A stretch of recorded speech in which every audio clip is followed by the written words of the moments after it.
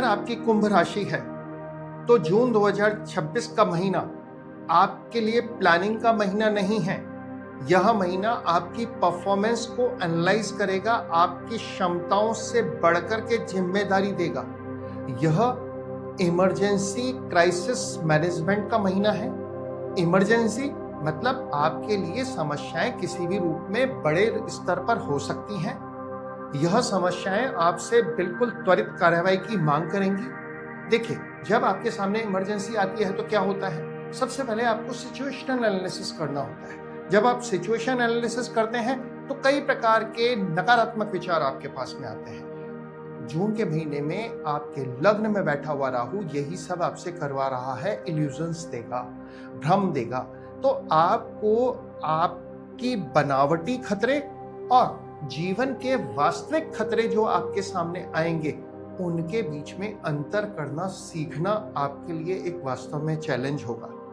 आप जब भी जून के महीने के अंदर अपनी प्लानिंग करें तो सिर्फ और सिर्फ हनुमान जी को याद करें, उनके संजीवनी बूटी लाने वाले प्रकरण को याद करें। देखें, हनुमान जी को पता नहीं था कि मुझे किस रास्ते पे जाना है, रास्ते की बाधाएं क्या होंगी। उन्होंने संजीवनी की कभी कोई पढ़ाई भी नहीं की थी, उनको पहचान भी नहीं थी, लेकिन सिर्फ ये पता था कि लक्ष्मण मूर्छित हैं, मुझे सुबह से पहले संजीवनी बूटी यहां लानी है।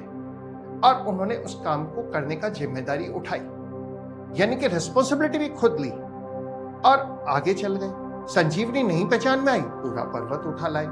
यानी कि काम को करने के बाद ही तो उसका पोस्ट रिव्यू एनालिसिस होगा ना। यही काम आपकी कुंडली करा रही है। सिचुएशन एनालिसिस करो, आपको क्या करना है। फिर उसके बाद में शनि सेकंड हाउस के अंदर बैठ करके, और ये तो रेवती नक्षत्र में आ गए हैं भाई। रेवती नक्षत्र में आया हुआ शनि सेकंड हाउस के अंदर आपसे पहले डिमांड करता है कि आप फाइनेंशियल डिसिप्लिन रखें, यानी कि आप अपने खर्चों को थोड़ा ढंग से करें। और अगर इसको मैनेजमेंट की भाषा में बात करेंगे तो वह कहते हैं कि जब भी आप किसी इमरजेंसी के अंदर जाते हैं तो आप नई मशीन प्लान नहीं करेंगे, नए रिसोर्सेज नहीं मंगाएंगे, आपके पास में जो कुछ है उसी को तो यूज करेंगे ना। तो यानी कि जो आपके घर परिवार के उपलब्ध संसाधन हैं उनके अंदर से आपको बेस्ट आउटपुट देने के प्रोसेस को आइडेंटिफाई करके उस पर एग्जीक्यूट करना है।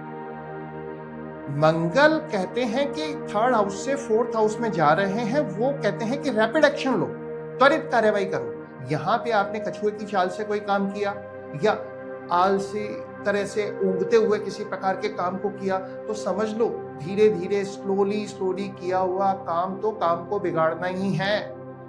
यानी कि आपको रैपिड काम करना, जो कर दो धमाधम कर दो। और जो काम किया है उसकी जिम्मेदारी किसकी है, उसकी जिम्मेदारी आपकी है।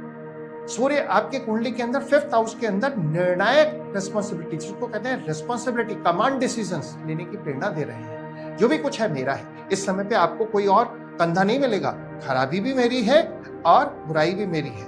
आपको समझ लो कि जब प्रोजेक्ट पे काम हो रहा है तो कुछ खराब होगा, और होता ही है भाई।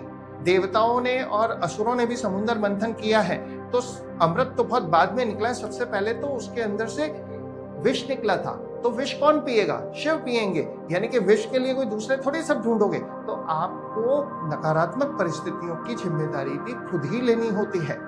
जब ये सब आपने ले लिया तो गुरु, शुक्र और बुध जैसे 3 मेजर प्लेनेट आपकी कुंडली के अंदर छठे भाव से गोचर कर रहे हैं। छठे भाव से गोचर करते हुए तीनों के तीनों प्लेनेट्स आपसे ऑडिट करवाते हैं, आपकी गलतियों को उभारते हैं, उनका रिव्यू करवाते हैं। यही सब काम आपको जून के अंदर करना है। इसको हम लोग बोलेंगे पोस्ट रिव्यू एनालिसिस, यानी कि आपकी समस्याओं का रूट कॉज एनालिसिस आपको करना है।